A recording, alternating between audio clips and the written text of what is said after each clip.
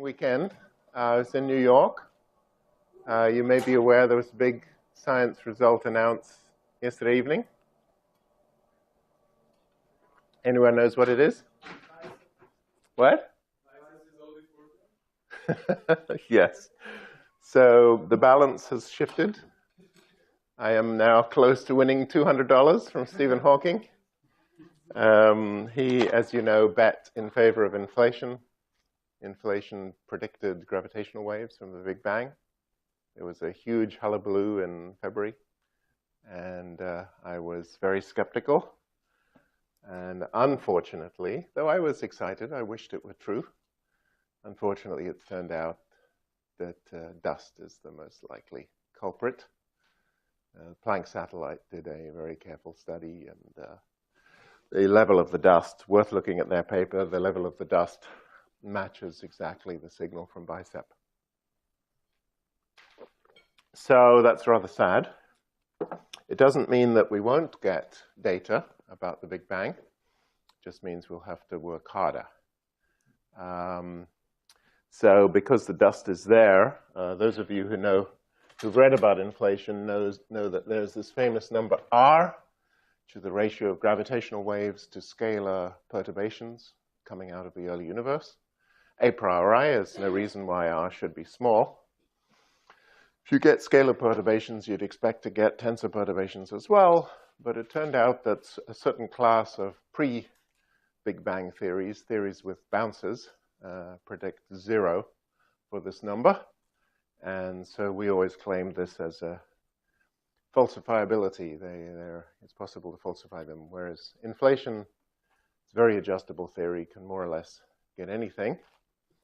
Some models of inflation were giving R of about 0.1. And so when the observations came in claiming there was gravitational waves, people were cock-a-hoop and thought we're seeing the Big Bang and so on. Unfortunately, it wasn't a very careful experiment. They didn't have enough data to exclude foregrounds. And in fact, they claimed R of 0.2. Now it seems that the dust foregrounds are at almost exactly this level. So the most likely possibility is they've just seen dust. That's not the end of the road. It just means the experimentalists have to work much, much harder. And you can eliminate the dust using multi-frequency experiments. And they hope they will go down to R of 0.01 over the next 3 to 5 years.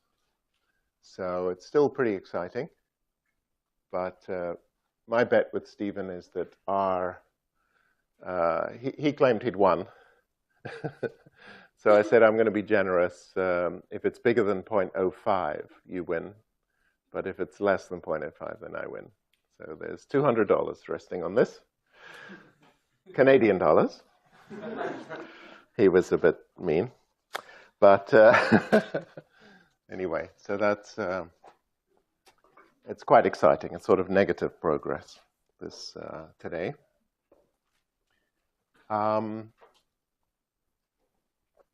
So I just showed you a movie of the perihelion shift.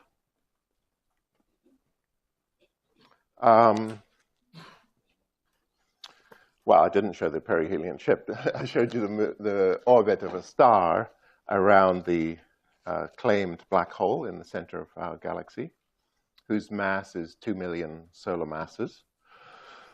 And so now we're just going to continue working out what the perihelion shift was. So you will recall that we wrote down G mu nu U mu U nu equals -1, because this orbiting object is a massive particle. And then we wrote down two conserved quantities, the energy and the angular momentum. The energy was curved because the metric is static, the Schwarzschild metric static, time independent, so that leads to conservation of energy. It's also independent of azimuthal angle phi, and that leads to the conservation of angular momentum. And so we ended up with this equation that r dot squared, dot is always d by d tau, r dot squared minus r Schwarzschild over r plus j squared over r squared minus r Schwarzschild j squared over r cubed equals constant. And so this is the kinetic energy of the orbiting object. This is gravitational potential energy. This is the angular momentum barrier. And this is the extra term. This is the extra term in GR, which we discussed last time is due to the warping of space. So we want to solve this equation. Actually, I drew the potential for this, you'll remember. The effective potential looks like this. So there are two circular orbits at r equals constant, and everything else is either roughly elliptical or hyperbolic. It can come in and bounce off to infinity. So now we want to solve this and try to see what's the influence of this term on the orbits of the planets around the sun. Now, there's a nice feature of Newtonian theory is that the orbits are elliptical and they're exactly periodic, right? A star just keeps tracing out the same ellipse. And we'll see why right now. Because what is useful to do is to eliminate tau. I mean, after all, if you want the shape of the orbit, you don't care about tau. It's just a parameter along the curve. Much nicer to express r in terms of phi, which is the angle, because those two things are really r of phi determines the shape of the curve in space. Okay, so let's let's determine the shape of the curve. So we'll define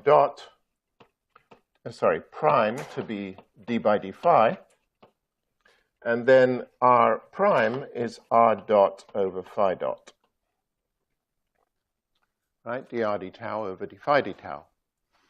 Now, d phi d tau we know from J, because J was r squared phi dot.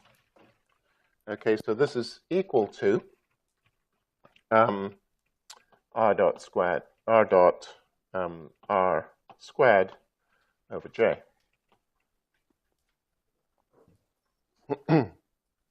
So now I can eliminate r dot in terms of r prime.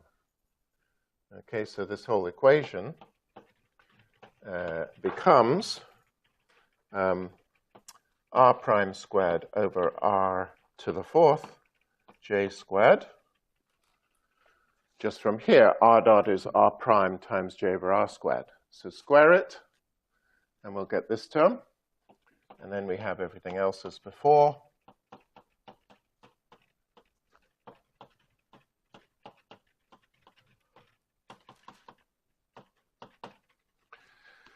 Okay, and now there's a clever change of variables you can do, which is to notice that all of these things involve inverse powers of r. And the first term is just d by d phi of 1 over r squared. Okay, so if we define u as 1 over r, then this becomes, I'm going to divide through by j squared. So it's u prime squared minus rsu over j squared plus u squared minus rsu cubed equals constant.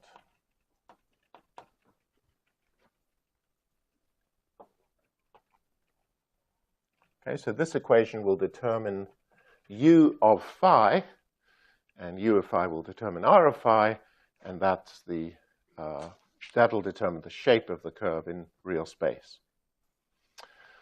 So if I forget about the Einstein correction, what can you say about these three terms? If you think about phi as a time variable, okay, this is a kinetic energy, what would you say about the potential energy as a function of u?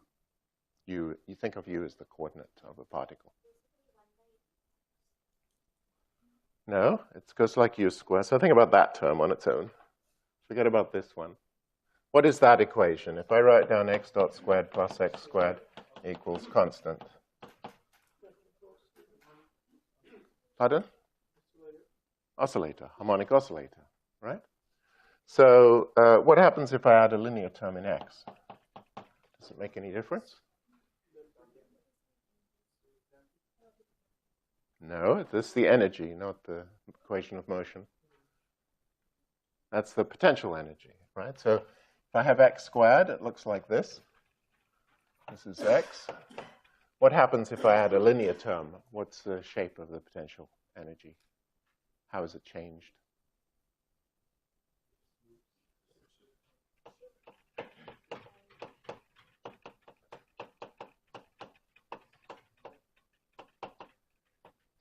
Right, so basically the minimum shifts to minus c over 2, and the value, the value goes down because the x is negative.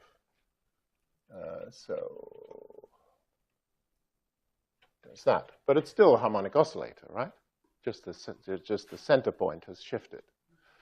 Okay, so these terms describe a shifted simple harmonic oscillator.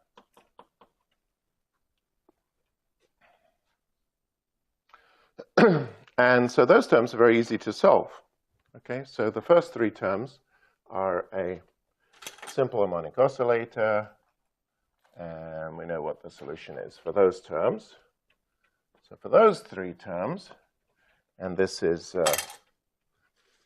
Newton's solution of elliptical orbits, u would equal to, well, obviously the minimum of the potential plus a cosine or a sine, right? That would be the harmonic oscillator. So the minimum of the potential is that u equal to rs over 2j squared, rs over 2j squared, and then we write it this way, 1 plus e cosine phi.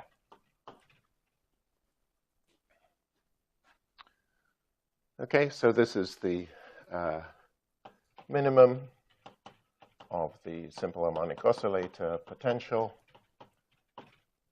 and this is the oscillation about the minimum.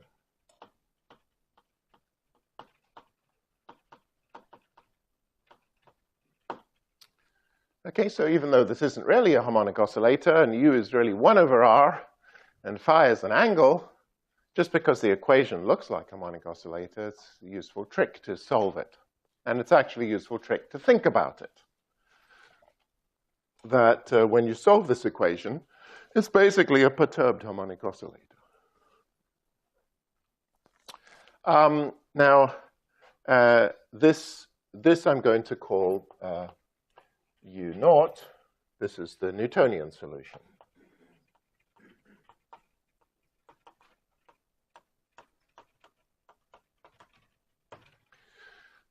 Notice that it's exactly periodic, as I said. As phi changes from 0 to 2 pi, this quantity u, which is 1 over r, returns to itself. Right? That means that the orbit traces exactly the same ellipse, same shape, as it goes around the sun. Every orbit is identical to the one before. And if you trace that back, it's because the coefficient here is 1. Okay? The frequency in phi, angular frequency in phi, is 1. That means that the function is periodic in phi with period 2 pi. Where does that come from? Well, if you trace it back, this term comes from there, right? So this is just a property of motion in flat space. You have essentially r dot squared plus r squared phi dot squared as the kinetic energies, and then you replace this with angular momentum because it's conserved. And when you do that, the motion is exactly periodic. Now, you then come along and perturb it with the Newtonian potential, okay? So you could mess up that periodicity if this was any other function. But it just so happens the Newtonian potential turns into a linear function of u, which is the variable which is harmonic, okay? Because it's a linear function of u, all it does is shift the minimum of the potential, doesn't change the period. Okay, so this is a very special property of Newtonian gravity, 1/r force, is that it leaves the orbits periodic.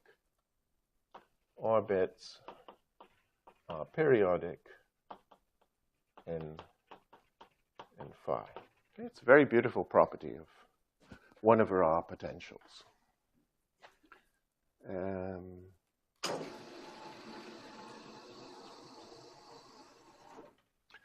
But by the same token, when I add anything else, it's going to mess that up. Anything else but a 1/r potential is going to leave you with orbits which are not periodic, which will precess. I'm going to go around the sun, but there's absolutely no reason for the orbit to repeat. And so all that term does, so this is a perturbation to the potential, v of u, which causes the orbit to precess.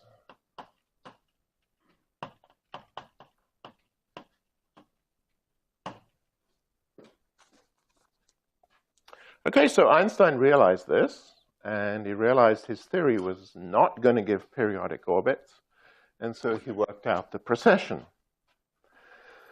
Now, there's rather a nice way to think about the precession, which is the following. There's an important property of the precession, which is that it grows with time. Okay, so it's not just a perturbation, it's a growing perturbation. And to see that, so in fact, the perturbation of the solution grows. In the solution grows with phi.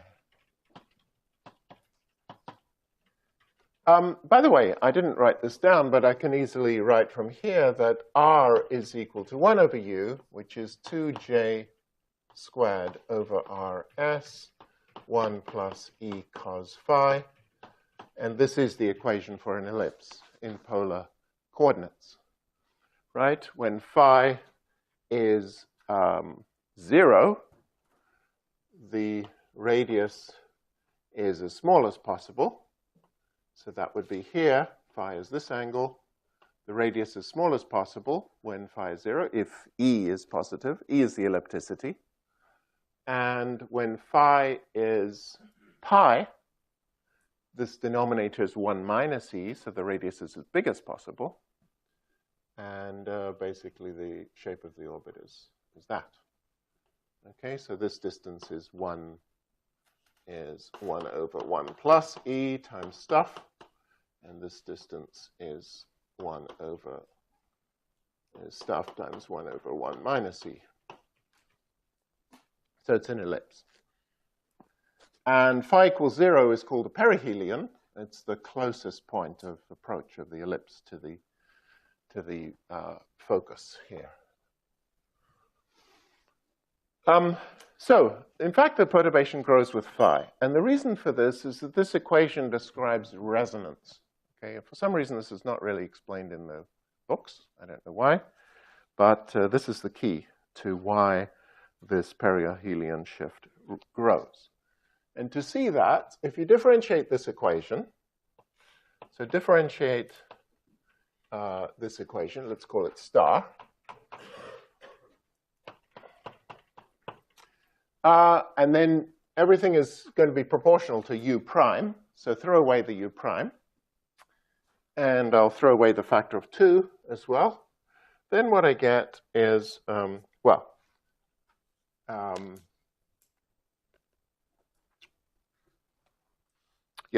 just differentiating it, I get u double prime equals minus u minus rs over 2j squared.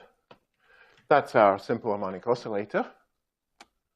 Okay, the usual, this is the deviation of u from the minimum of the potential. And differentiating this term, I get a factor of 3. And so on the right-hand side, it's plus 3rs u squared over 2, because divided by 2 from differentiating u prime squared. Okay, so we have a simple harmonic oscillator centered on rs over 2j squared with the driving force going like u squared. Now,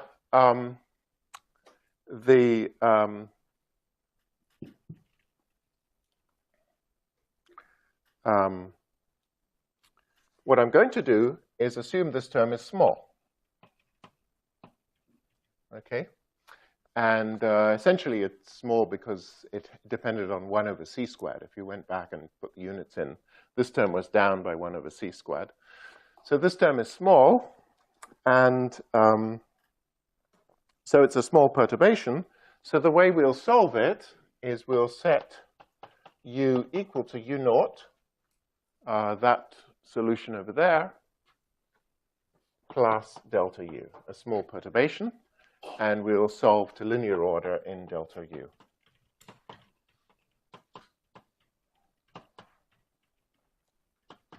In delta u. So because this term is small, I can treat it as a source, and so what I have is delta u double prime. U naught, of course, solves this equation. And so if I plug this into there, the u naught terms all cancel. And what I get is the delta u terms. But then from here, I'm going to plug in u naught.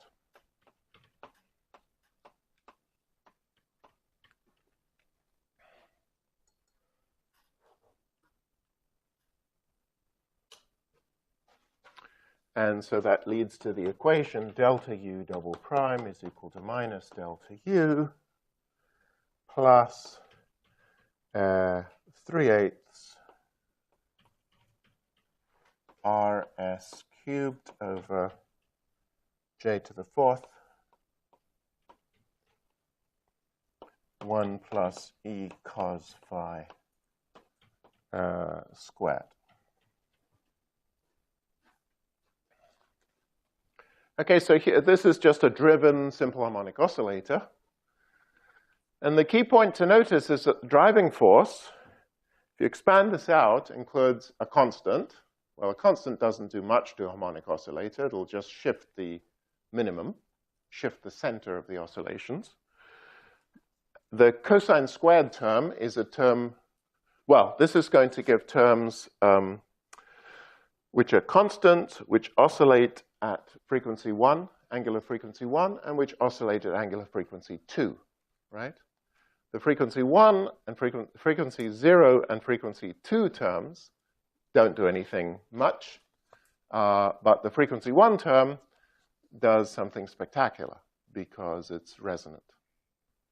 Okay, so the only important term in here, so this gives 1 plus 2 e cos phi plus e squared cos squared phi. Of course, cos squared phi has frequency 2 and frequency 0.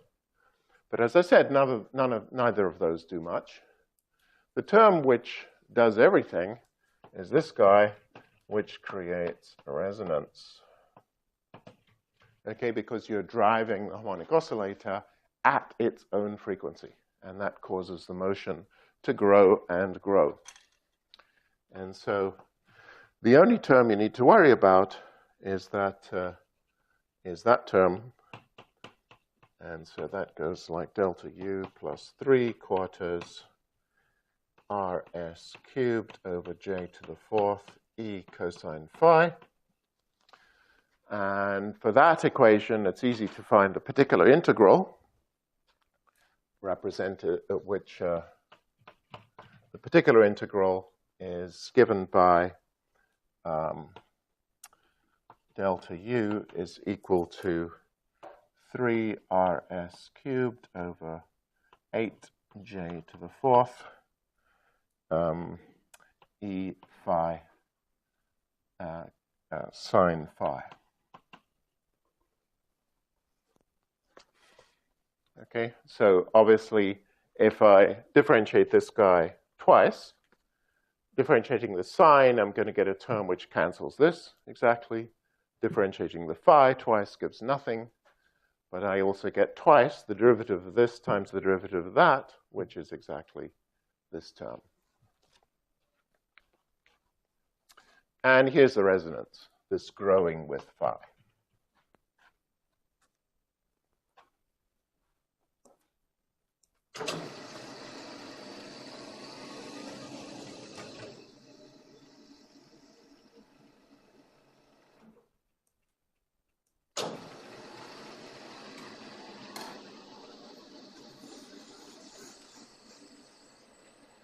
Oh, is that board still broken? I seem to have disconnected it. Okay, that's one solution. Sorry about that.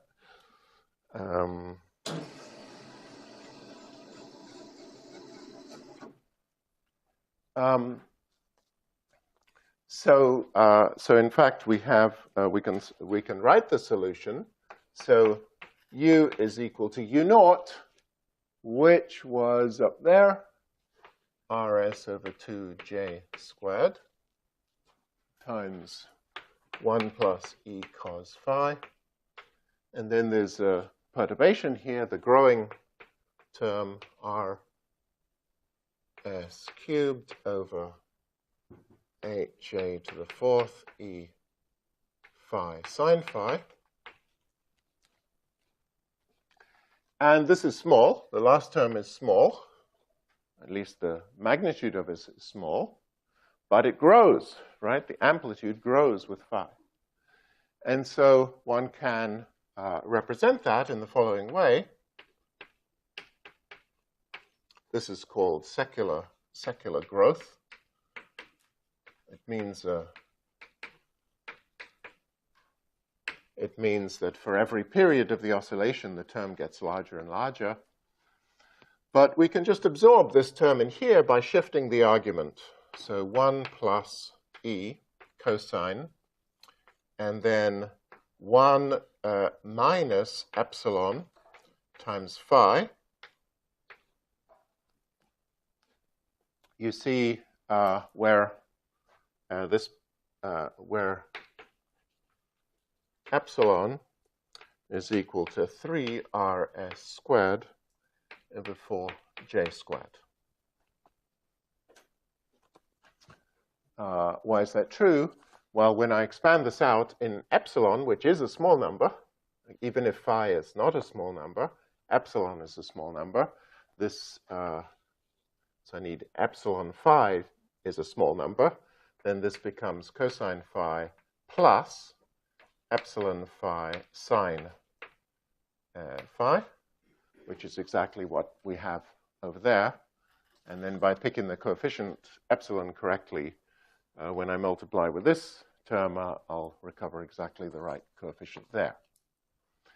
So this version of it tells you exactly what's happening. You've just changed the angular frequency of the harmonic oscillator. Okay, it was 1, but now it's 1 minus epsilon.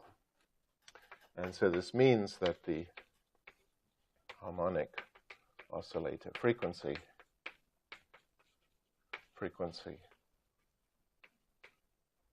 well, let's call it the angular frequency, has shifted.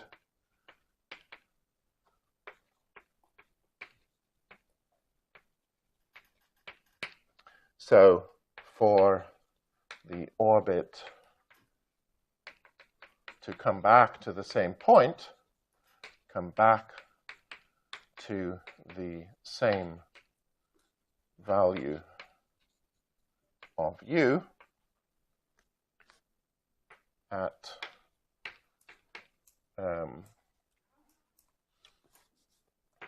we need to increase phi must advance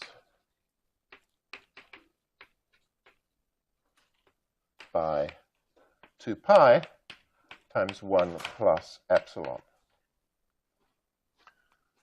The case, because the argument here is 1 minus epsilon 2 times phi, so if phi goes up to 2 pi, it'll be smaller than if phi goes up to 2 pi, the argument won't be 2 pi.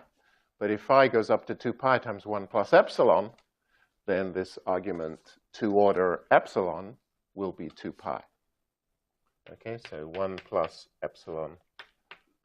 So the argument will be 1 minus epsilon times 1 plus epsilon times 2 pi, which equals 2 pi to order epsilon squared, up to order epsilon squared. So what that means is phi has got to advance further. So if I try to sketch this, it means the orbit is not going to reach its closest point until the angle has increased further than 2 pi.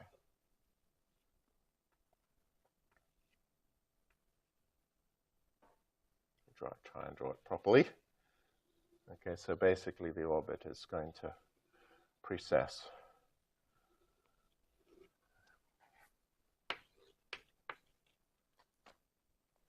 And the change in delta phi per orbit is equal to 2 pi epsilon.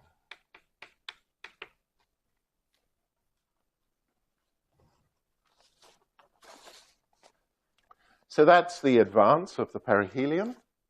And as I mentioned last time, when you put the numbers for Mercury,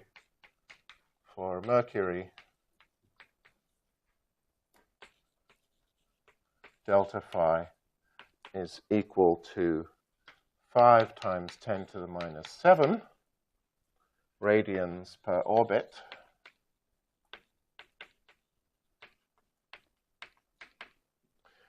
There are 415 for Mercury. So this is for Mercury. Okay, so for Mercury, all these parameters were measured, the ellipticity, the mass, the angular momentum. There are 415 orbits per year.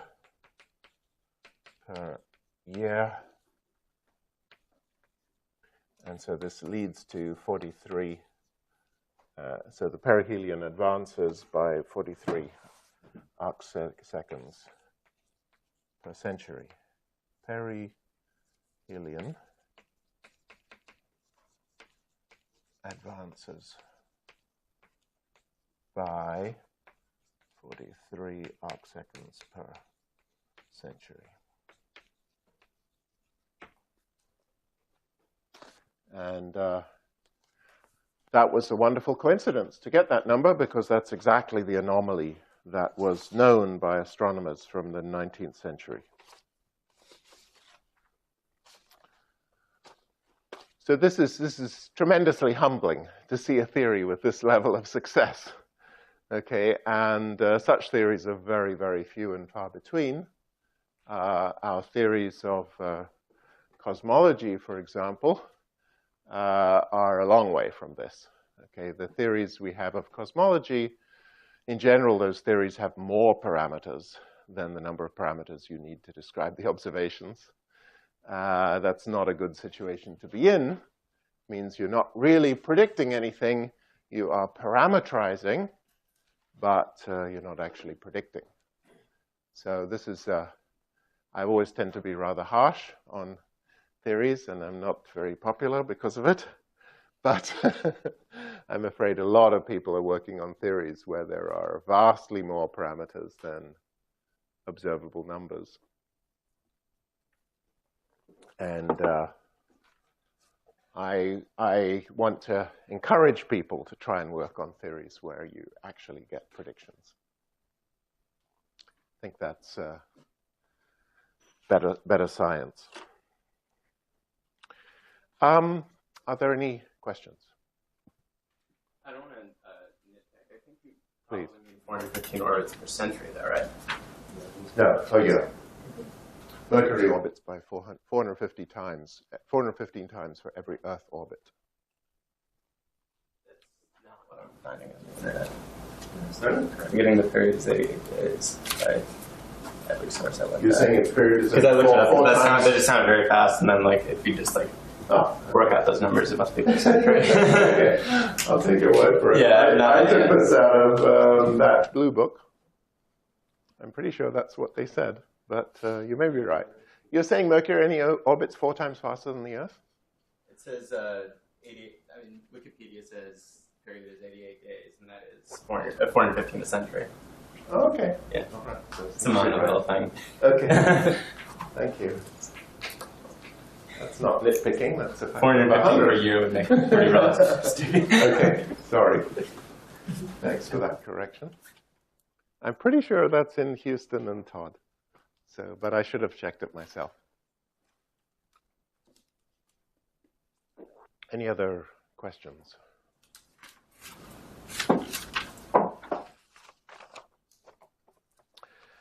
Okay, if no questions, then I'm going to go on to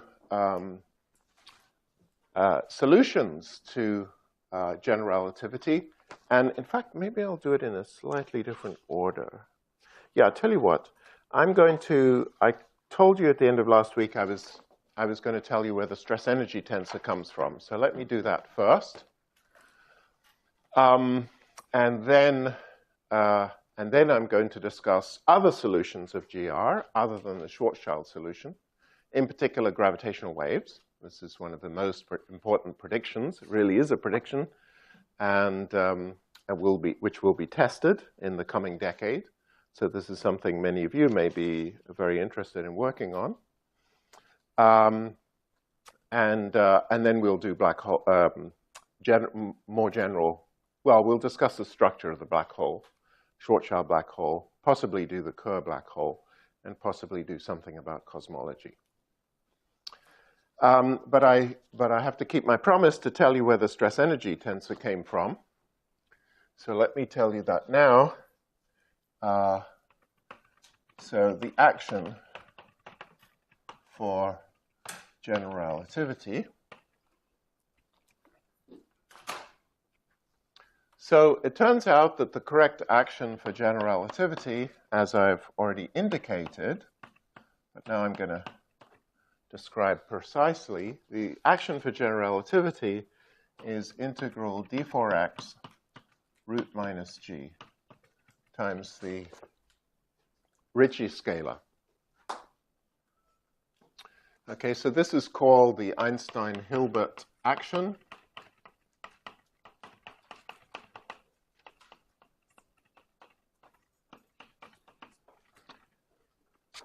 And I've already indicated there's only one scalar quantity in Riemannian geometry that describes the curvature of a space intrinsically to that space, and that's the Ricci scalar.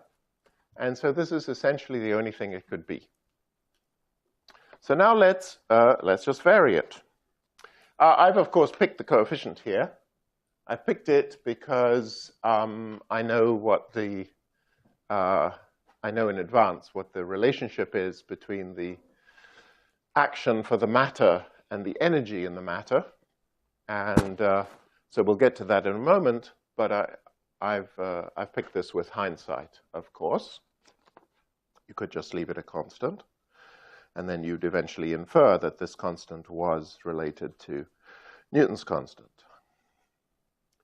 So this is the only scalar representing, actually involving only two derivatives,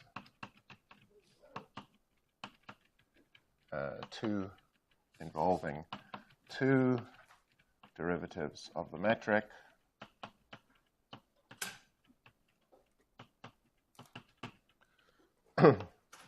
representing the curvature of space-time.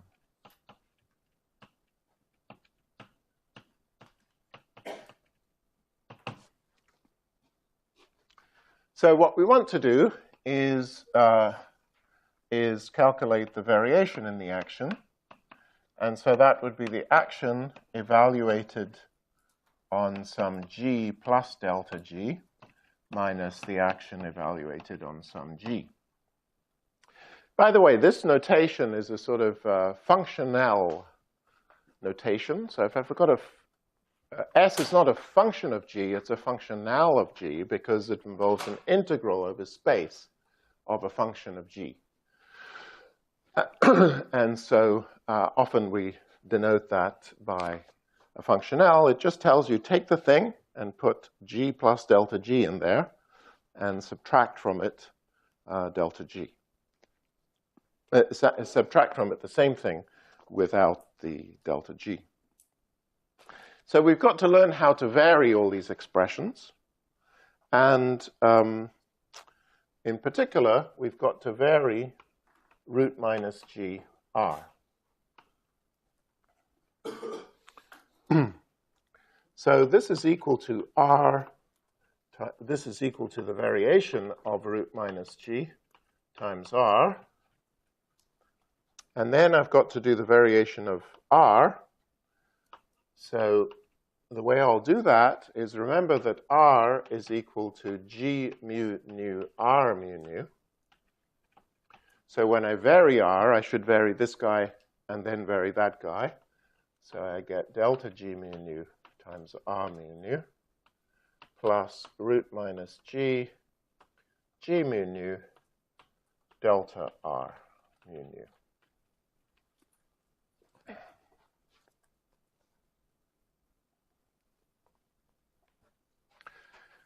Now, the first two terms are pretty easy.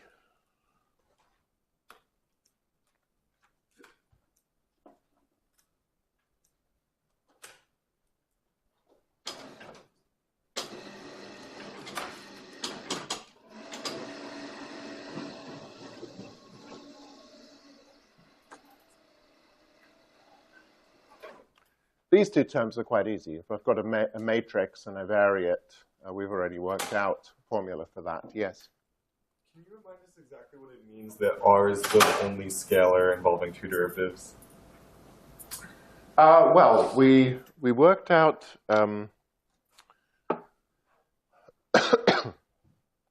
we tried to construct tensors out of the metric. Okay, and the only thing you can do with it is differentiate it. I mean, you could take g mu nu, you can contract g mu nu with itself, and you'll get delta mu nu. It's not a particularly interesting tensor, doesn't depend on anything. But so once you're done with contracting g with itself, you have to take derivatives of g. It's the only thing you can do. First derivative of g gives 0. Second derivative of g is the Riemann curvature. Okay? And so that incorporates all second derivatives of g that are meaningful. And now you say, given the Riemann curvature, how can I make scalars? Well, there's basically only one way, which is to contract the four indices of the Riemann curvature to form the Ricci scalar. I could, if I was allowed higher derivatives, you know, I could do things like this. That's also scalar. But that involves four derivatives, not two derivatives. So the only scalar involving two derivatives, which you can construct from the metric and its derivatives up to second order, is the Ricci scalar.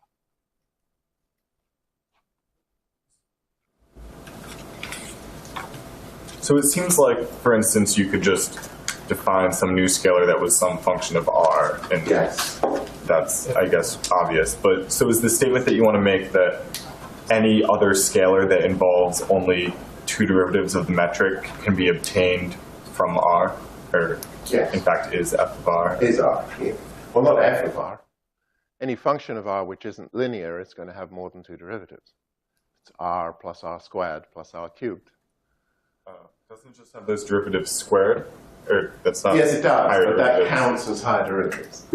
Oh. Okay. If I write down an action which is x dot squared, we count that as involving two derivatives. If I wrote down x dot cubed, I would say that has three derivatives. Okay. Okay, yeah.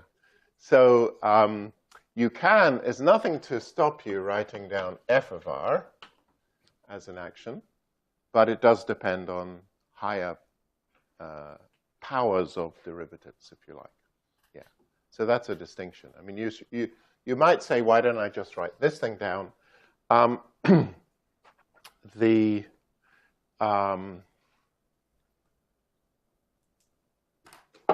What you could do, it's a bit arbitrary, right? Because if I think of this as a series in R, it will go like constant plus R squared, right? And we're going to have, in fact, both of these terms. These will be important. If you introduce this term, there's, of course, a new parameter in here. So this is called R squared gravity. You can have R cubed gravity. If you introduce this guy, well, why don't you introduce that as well? It turns out there are several scalars, and at every order in derivatives, there are more and more and more scalars you could write down. Okay, so this would be Ricci squared, or you could have R mu nu, or you could have this one. They all involve the same number of derivatives. The feature of those, so they involve higher derivatives. There's a sort of general argument that even if they are present, they should be small. And the reason is that if R is a small number, if the curvature of spacetime is small, then one can argue that these higher curvature terms would be smaller. Okay, so that's a sort of one argument in favor of just keeping the first term. It's more complicated than that, because if you keep the general second term, your equations of motion are not going to be second order anymore. And then the whole theory is very different in character. So you're sort of opening a big can of worms. Not that you can't, but it is a big can of worms. Any other questions? So it's certainly the simplest thing you can do to write down an action which only involves two derivatives of R, of the metric. Now, the first two terms in the variation are rather easy, so let me leave these till later.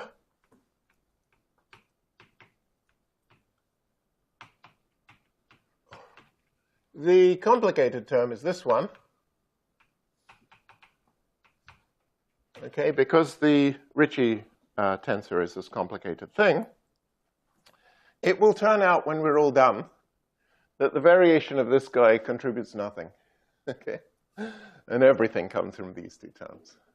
So, but we have to show that. So, so let's try and work out delta R mu nu. So we'll start from the definition of the Ricci tensor.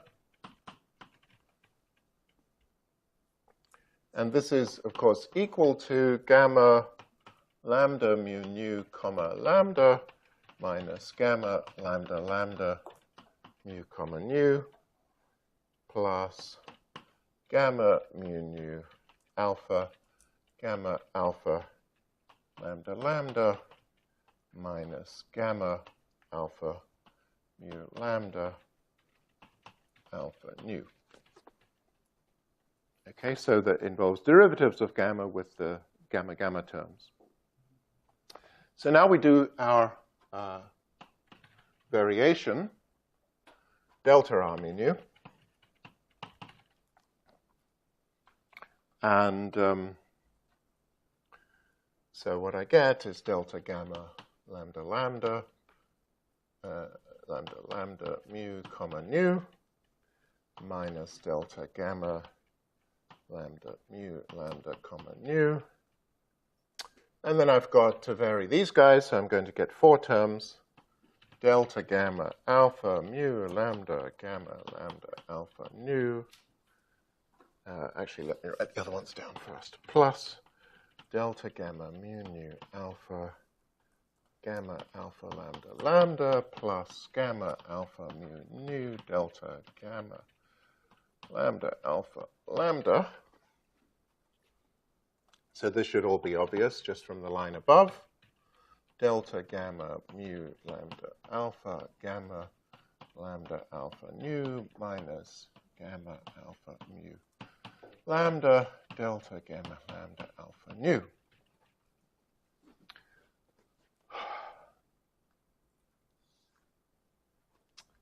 Well, this is not so bad because you've got delta gamma and this guy, delta gamma with these two indices contracted, has one free index. Okay, so it looks like a vector with a lowered index. And so you can associate one of these gamma terms with that as making up the covariant derivative. Oh, I think I wrote this wrong. Sorry, I wrote this one wrong. Delta gamma, this is mu nu comma lambda. Right, I just varied that. Remember, derivatives commute. Partial derivatives commute, so actually variations commute with partial derivatives too. So I just varied this to get that. Now this guy has three indices. So if I try to make a covariant derivative of it, I would need three gamma terms. This one has one index. To make a covariant derivative, I would need one gamma term. And in fact, that's the way it works out. And I'll explain why in a moment. It's equal to delta gamma alpha mu nu semicolon alpha minus delta gamma lambda mu lambda semicolon nu. Okay, so when I vary R, what I get is the covariant derivative of delta gamma minus the covariant derivative of delta gamma, and that's everything. This is called a Palatini identity.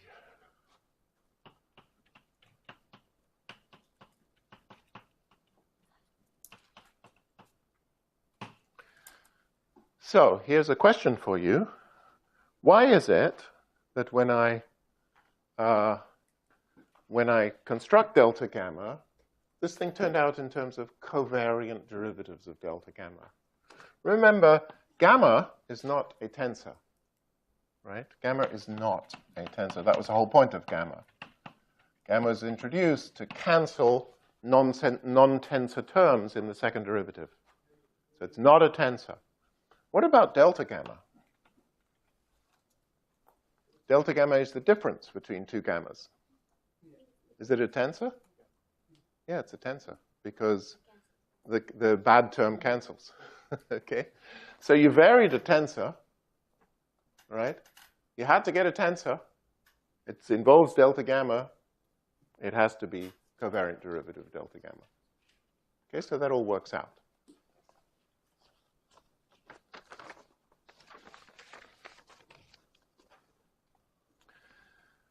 All right, so now all we have to deal with is this last term.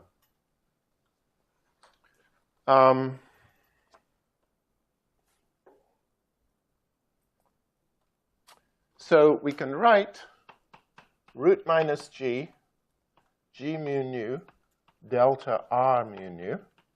So what do? I'm contracting with g. Okay? Now, it's totally okay to bring the g inside the covariant derivatives because the covariant derivative of g is 0. So you can bring the g inside. And what I am... so I can bring the g inside. Now, when I bring the g inside, it converts this quantity to a scalar, right? Because the g mu nu coming inside will make this into a scalar. A vector with only one index. So let's just do that. That is root minus g.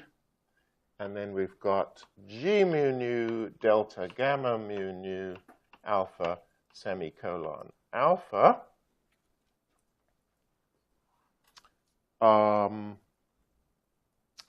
And then over here, I've got, how do I want to write it?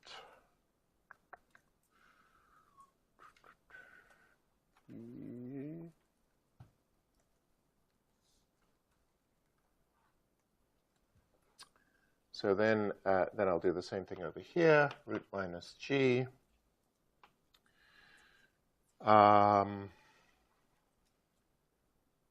Yes, so bring the g inside here. That will convert this to a vector, g mu, let's write it this way, nu mu, delta gamma, lambda, mu lambda, okay, semicolon nu. Okay, so both terms are of the form root minus g, v alpha, some vector, semicolon alpha. Actually, the root minus g is outside. Doesn't really matter. But both terms are of this form. The covariant divergence of some vector. Okay, now there's a basic identity that when I have the covariant divergence of a vector, so now we can use v alpha semicolon alpha is equal to the following. The ordinary derivative plus gamma alpha beta v beta alpha. This gamma, where is the identity? Somewhere here. This gamma with an up and a down indices contracted is equal to 1 over root minus g times d beta of root minus g. Okay, so this is an identity. I'm not sure if you've done this. Did you do this in the example classes? Maybe you did? Okay. Sorry? Oh, you do it this afternoon. Okay, so you can prove that if I take my gamma and I contract the upper index with one lower index, you get this identity, just the derivative of g. And so what this means is that this is v alpha comma alpha plus d beta root minus g over root minus g times v beta. And so this is equal to d beta root minus g v beta over root minus g. Okay, so the covariant divergence of a vector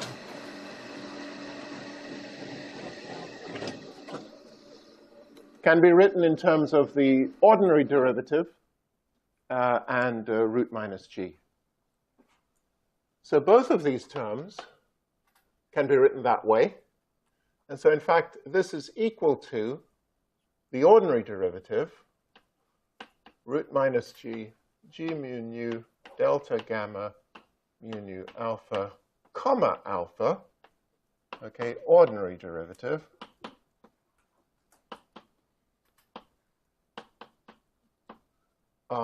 minus root minus g, g nu mu, gamma mu lambda, lambda, comma nu. i.e., it is a total divergence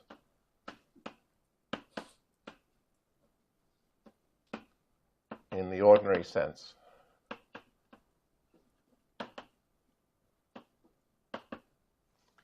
Okay, by saying something's a total divergence, I just mean that it's the ordinary derivative of some quantity.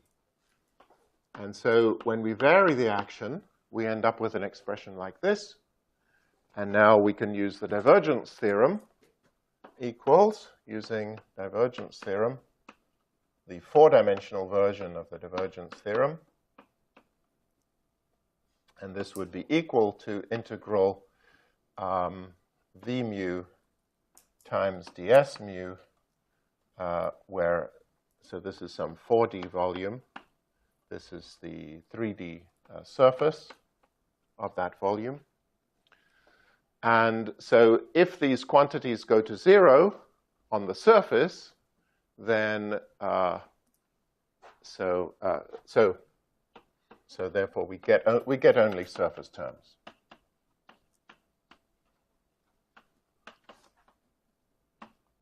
Okay, and the definition of our variational principle will be that if we do not vary things on the surface, so all the deltas, delta G, delta gamma, all those quantities vanish on the surface, then we can neglect. These can be neglected.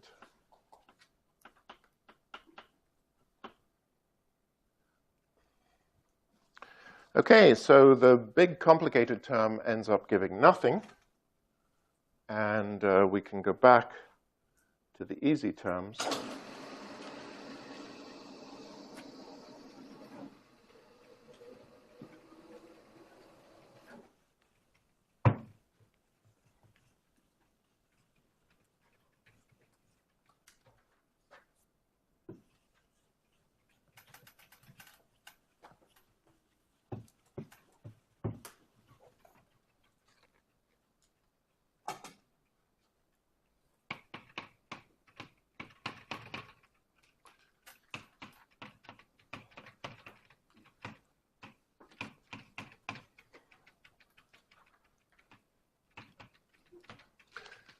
Now, the easy terms, when I vary root minus g, what I get is 1/2 g mu nu, g upstairs mu nu, delta g mu nu.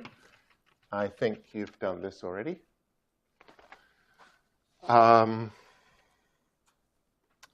And you've also done the fact that if I vary the inverse metric, what I get is the negative of the variation of the lowered metric, okay, with where I raise the indices. So the variation of g with upstairs indices is just minus the variation of g with lower indices where I raise the indices. Okay, so this expression follows from the fact that the inverse metric times the metric is the delta, and delta doesn't vary. So when I vary the left-hand side, I've got to get 0. So the variation of this guy has to be somehow the opposite of the variation of this one. Okay, so we can now do everything. The first term is the delta root minus g up there, and that gives me 1/2 g mu nu r. The second term gives me a minus sign because I'm varying the inverse metric. And then I raise the two indices on r mu nu with these two guys here. So this just gives me minus g mu nu r, and all this is multiplied by g mu nu. And there you have the Einstein tensor. So this, of course, is equal to minus the Einstein tensor. Okay, so it follows that delta S equals 0 implies G mu nu equals 0, which are the Einstein equations.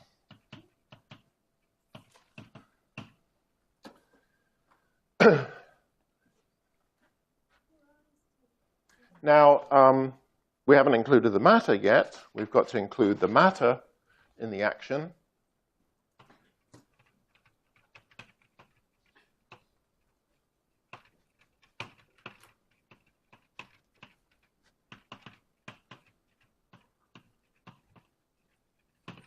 So the S will equal to the gravitational action, which this gravitational action is 1 over 16 pi g integral root minus gr plus the matter action.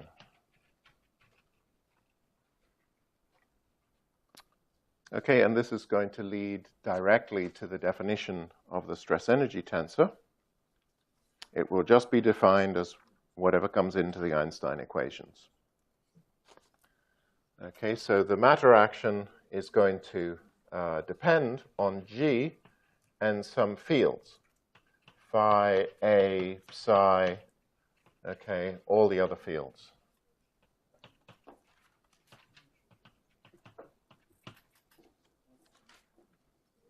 But when we vary it, we don't care about that.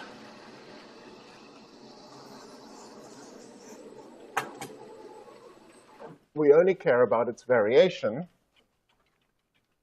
Bring that one down.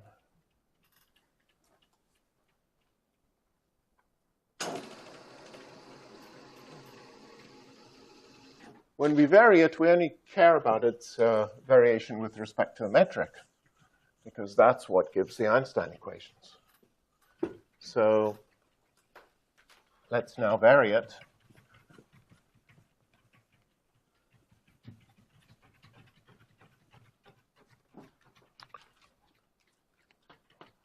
So delta S total, or let me call it S total. Delta S total is going to be integral d4x root minus g. And then here I've got minus g mu nu, delta g mu nu. And here I will have something times, there's a over 16 pi g. So here I've got something, and I'm just going to define it to be the stress energy tensor.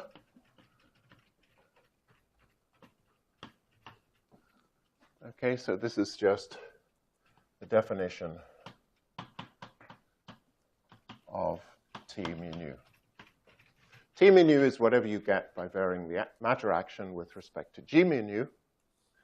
And so when I set this equal to 0, you will see that G mu nu is 8 pi G T mu nu.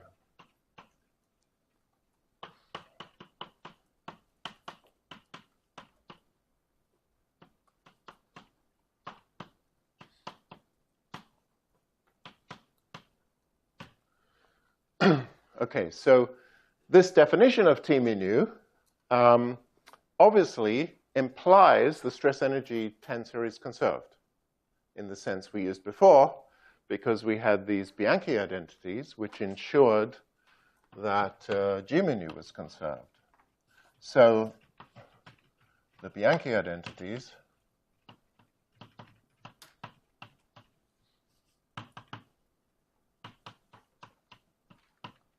d mu G mu nu equals 0 imply the conservation of stress energy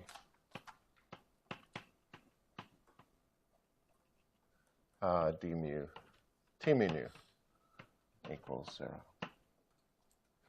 This is the covariant conservation.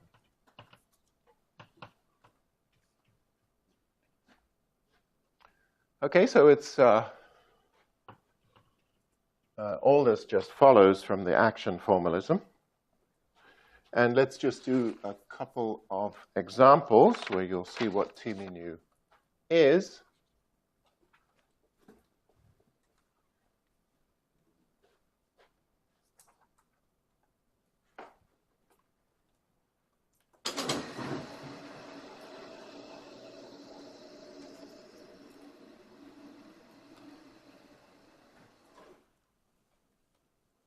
Another way of writing this is that T mu nu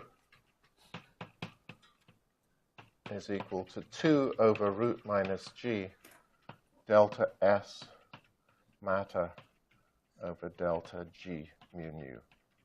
And this guy is called the functional derivative.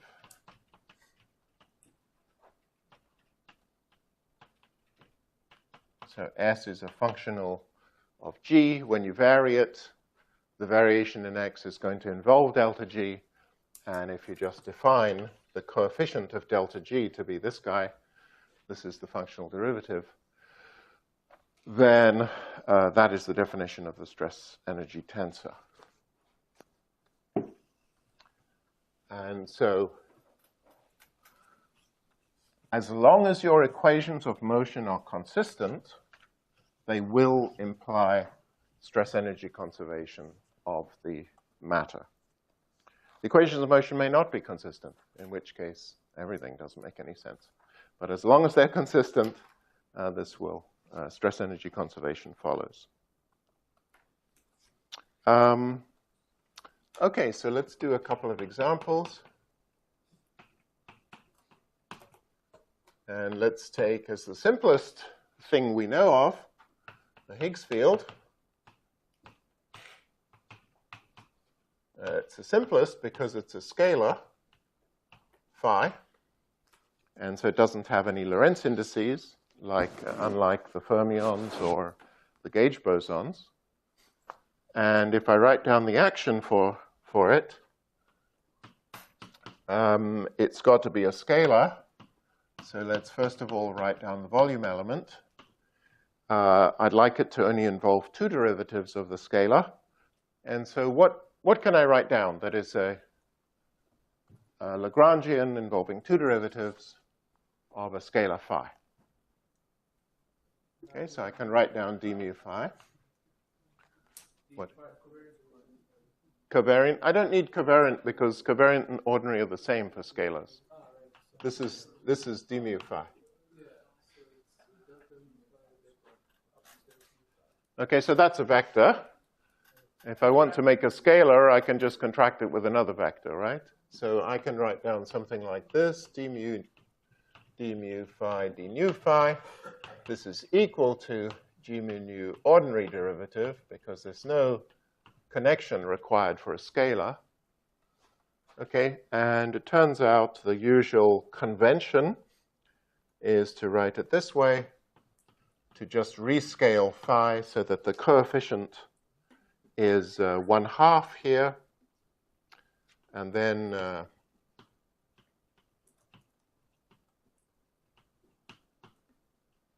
okay, and then you can also write down phi squared, or in fact any function of phi. Let's call it v of phi. Actually, I'm going to do that. Minus v of phi. So both of those terms are scalars. This is the sort of kinetic term, roughly speaking. Okay, though actually it involves time derivatives as well as space derivatives. So it's a Lorentz invariant and general coordinate invariant kinetic term. And this second term is a potential term.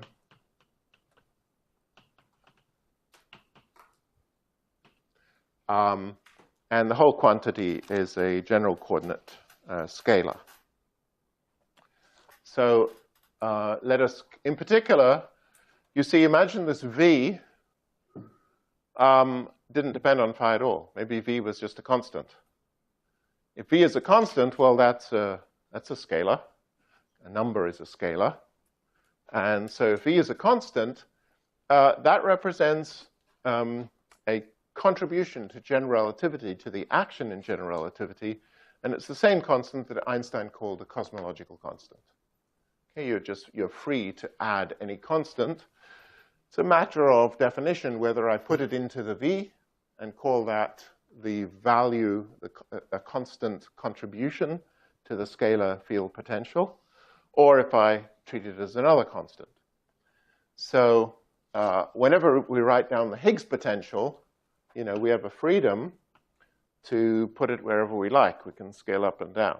And the constant freedom is the cosmological constant, also called the dark energy.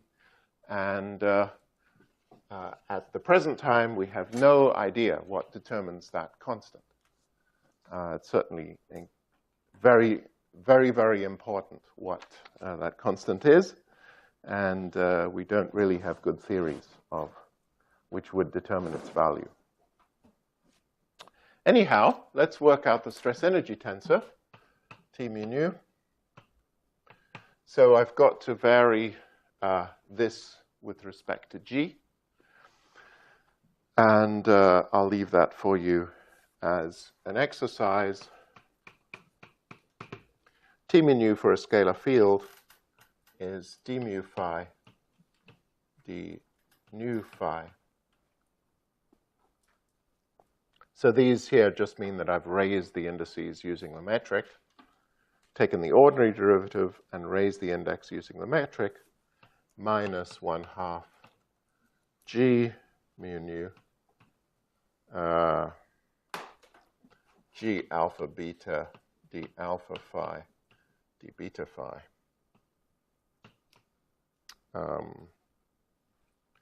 Minus, sorry, that half should actually be here,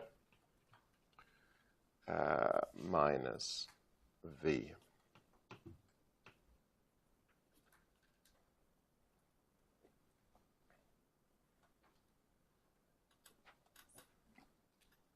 Actually, it's plus v.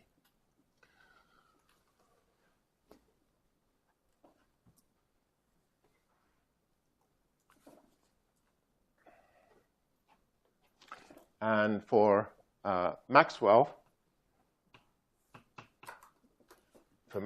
theory in curved spacetime, we have d4x root minus g.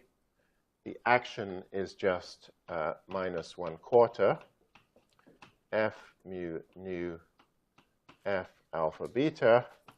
And now you need to use metrics to raise those indices and contract them, g nu beta, where f mu nu is defined to be the covariant derivative of a nu minus the covariant derivative of a mu. Okay, so that's just generalizing what we did in flat space. The field strength is this anti-symmetrized derivative of the vector potential that happens to be equal to the ordinary derivative. So you can easily check that the connection terms cancel in this case, d nu a mu. They always cancel in covariant derivative, in anti-symmetrized derivatives of antisymmetric tensors.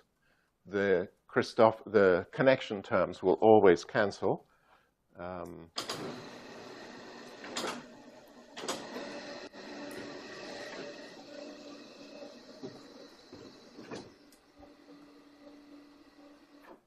And then if I vary that Maxwell term with respect to G to work out the stress tensor, I will get exactly the expression for the stress tensor which we had right at the beginning of the course.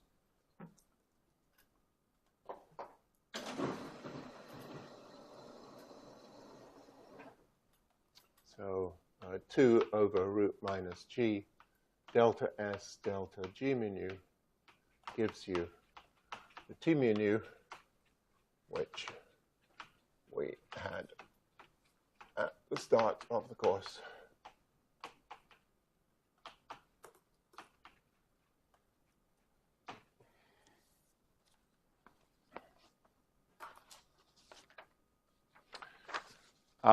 Final example is the point particle. And so you've already dealt with this in examples classes. You've used its stress energy tensor, point particle.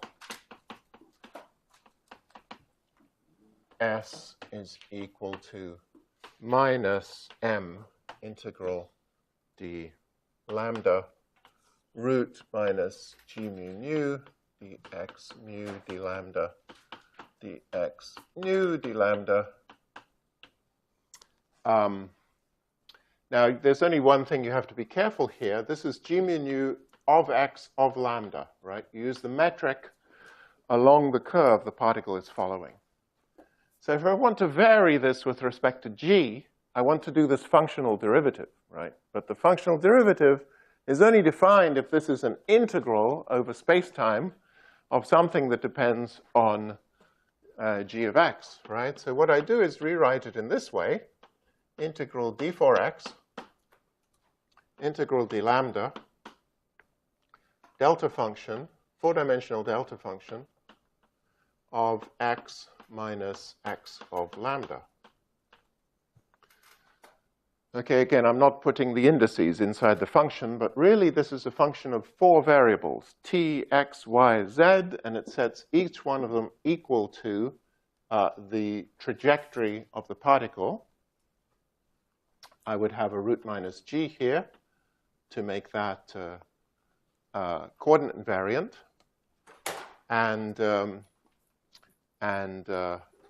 Actually, I don't need it. Sorry, no, this is an identity. This is already coordinate invariant, so I don't need that.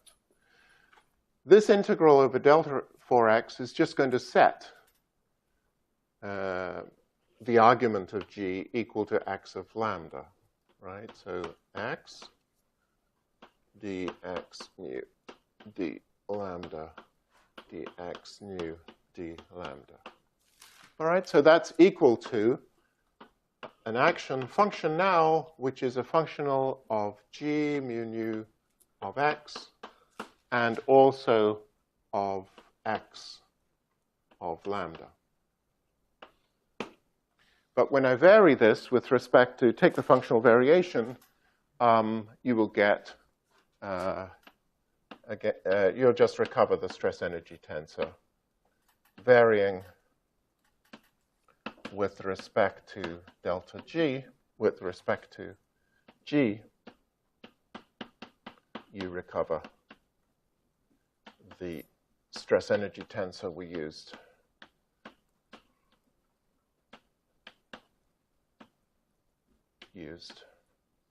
Early in the course.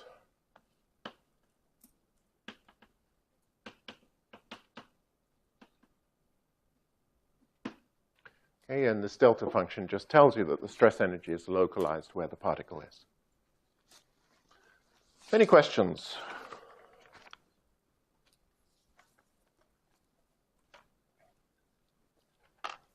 So I think, as I already mentioned, you know, this seems too slick to be true.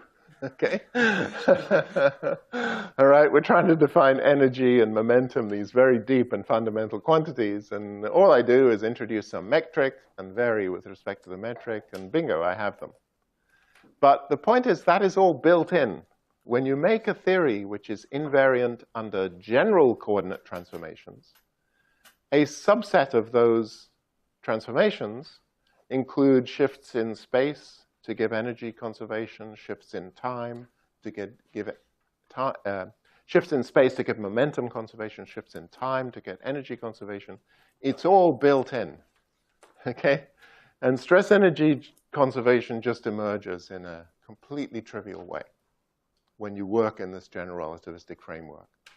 So it turns out that even if you're not interested in gravity, if you're interested in quantum field theory, and you want to talk about the stress energy tensor in a quantum field theory, it's an extremely useful tool to imagine putting that quantum field theory into a curved space, and then having an action which depends on it, varying it, getting the stress tensor, and then set the metric equal to flat space. So even when you're working in flat space, this is very, very useful. This is the best definition of the stress energy tensor. Just take your theory, put it in curved space, vary it. Okay, calculate the stress energy, put it back to flat space. That's the stress energy tensor. And maybe that was the start of all kinds of reasoning. I mean, you may be aware people are now interested in topological field theories and topological order. And so people said, well, if I'm going to put a theory into a curved space in order to better understand it, why don't I put it into a topologically more interesting space? Okay? We want to understand it in real spaces, but maybe it's actually better to put it on a torus or a sphere or some other complicated topology. And then you discovered all sorts of properties of field theory, like topological order, like an order which reflects the space you put it on. And so this is very much sort of what at the cutting edge of research today. So yes, it all looks a bit too slick to be true, but it is a very powerful method, and it sort of supersedes everything we did before. Yes. So if you have like an electromagnetic contribution to the stress energy tensor, Yeah, that seems like would be possible. So that would, right. So what's the physical significance of that? Like, so we're going to infer from this the Einstein equations. And then when I put the electromagnetic fields in, I'm going to have things like, minus g mu nu times f squared. So there will be terms on the right-hand side of the Einstein equation. So these are, the electromagnetic field is a source for the Einstein equations. right, so what is that supposed to, What does it do? What does that mean? Well, for example, we solved physically. It's huge. It makes massive differences. It means you've got an electric field in space or a magnetic field. So, before we solved the Einstein equations to get the Schwarzschild geometry, that was the vacuum Einstein. This is the non-vacuum Einstein. So when you solve so imagine I've got a mass which doesn't just have mass, it has charge, okay, electric charge. That means that there has to be an electric field going out from this mass, okay? And the electric field has stress energy, so it will change the Einstein equations. So when you solve for spherical symmetry in the presence of electromagnetic field and a charge, what you find is another metric called the Reissner-Nordström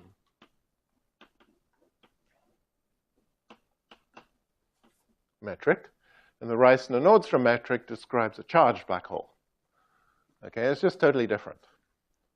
And everything about it is different. It has electric fields.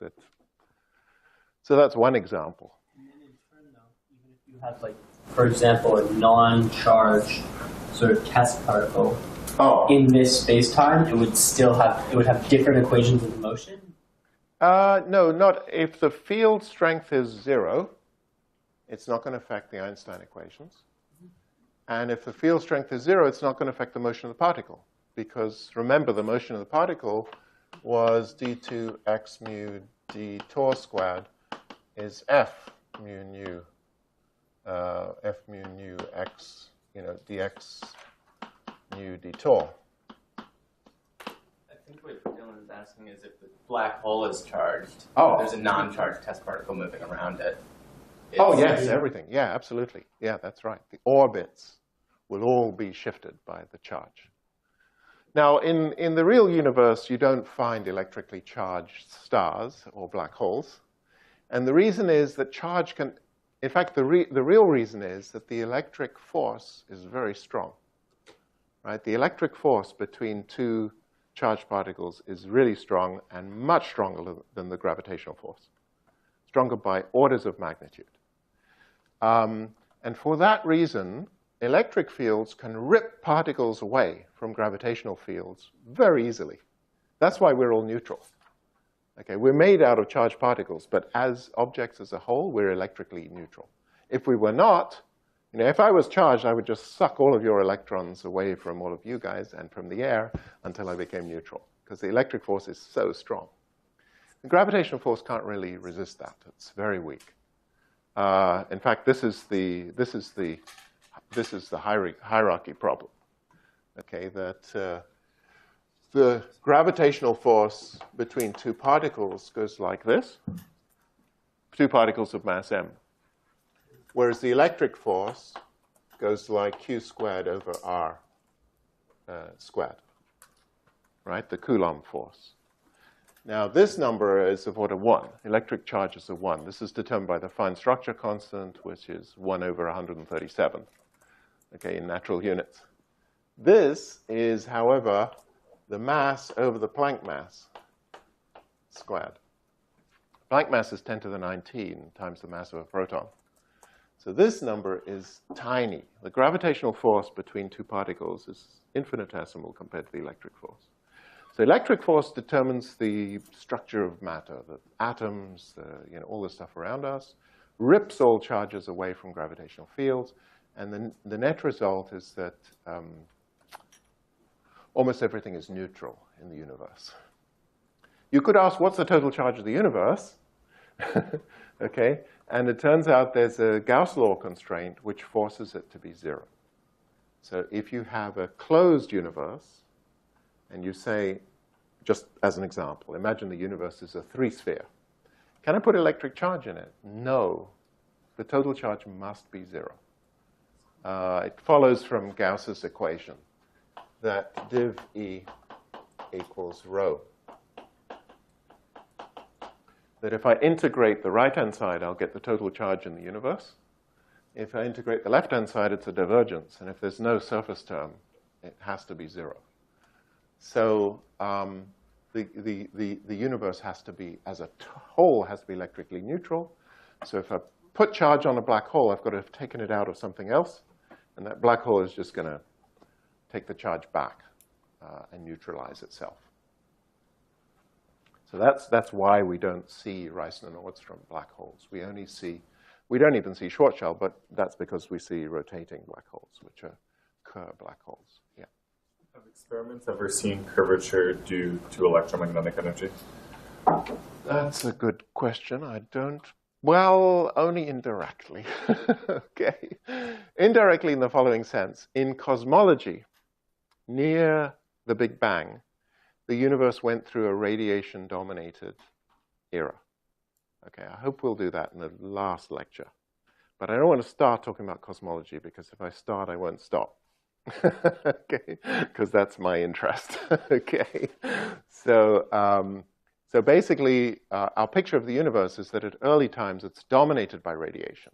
And the radiation controlled the expansion rate of the universe. So photons, neutrinos, these were dominant in the early universe. And to the extent that we understand the early universe, all of that depends on this contribution to the stress tensor of the stuff in the universe at early times. And it all works amazingly. So when we calculate the abundance of the elements in cosmology, we calculate how much helium, deuterium, and lithium formed in the Big Bang. We get the right answers by using this. So we're pretty confident this is correct. But if you ask, can I see today evidence of gravitational fields caused by electromagnetic fields? I don't think so. Black holes do generate big magnetic fields, but I think they're not strong enough to warp the metric. Louis Lehner would be the expert to ask on that. My suspicion is no. Any other questions? Yeah, so cosmology is really spectacular because it tests everything about these equations. Okay. And it has amazing successes, like the cosmic microwave background radiation, the perturbations, their evolution into galaxies and stars. But it has huge puzzles as well, which is that the metric we live in came out of a singularity. Okay? And so it came out of a place where Einstein's equations fail, where all of space was a point. And so cosmology is the best clue we have that what happens to Einstein when you take it to extremes. We know it falls apart. Any other questions? Okay. Is there a class this afternoon? Yes. There is. Okay. It will be varying reception. A what? Varying the Einstein Hilbert. Oh, very good. That was